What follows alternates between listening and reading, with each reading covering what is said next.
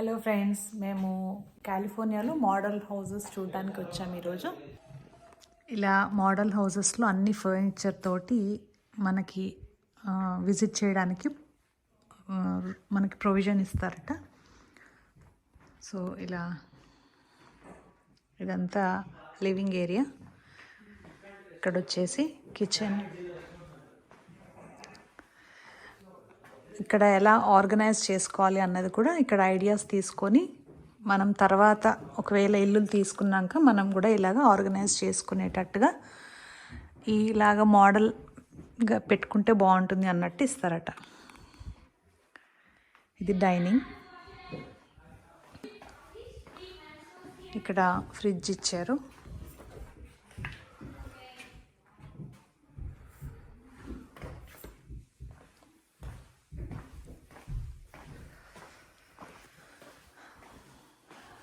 ఇక్కడ ఒక వాష్రూమ్.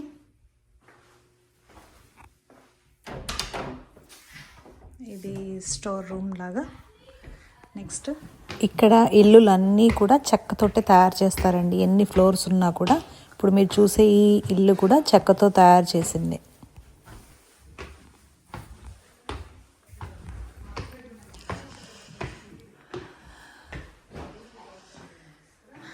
ఇదంతా వర్క్ ప్లేస్ అనుకుంటా. ఇది కిడ్స్ బెడ్రూమ్ చూస్తున్నా. ఇది క్లోజెట్.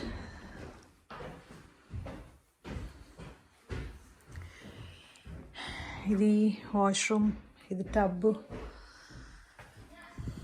ఇక్కడ ఇంకొక బెడ్రూమ్ ఇచ్చారు.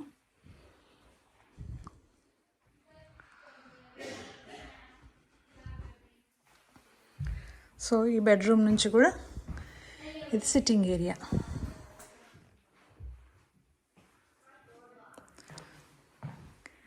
నెక్స్ట్ ఇది వాష్ ఏరియా. ఇది వాషర్ డ్రయర్. నెక్స్ట్ ఇది మాస్టర్ బెడ్రూమ్ అనుకుంటా. పెద్దగా ఉంది కొద్దిగా.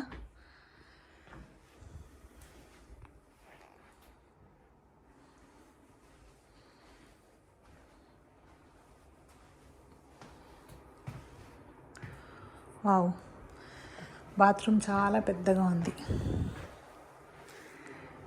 ఇది వెస్టర్న్ కమోడ్. నెక్స్ట్ ఇది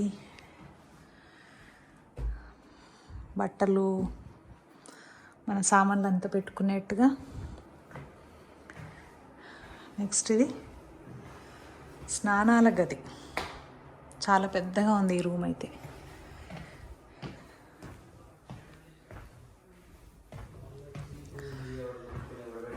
నెక్స్ట్ పైన ఇంకా రూమ్స్ ఉన్నాయా?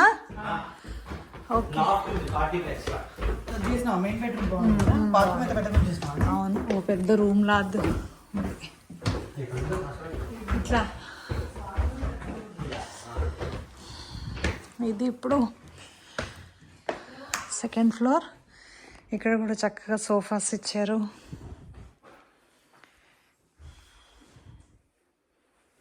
ఇదంతా హాల్. ఇక్కడ స్టోర్ రూమ్ లాగా. నెక్స్ట్ ఇదొక బాత్రూమ్. ఇదొక బెడ్రూమ్. ఇండిపెండెంట్ హౌజులు అంటే ఇలాగా 2 floors 3 floors ఇల్లులు ఉంటాయి ఇక్కడ. కాకపోతే లిఫ్ట్లు ఇవ్వరు.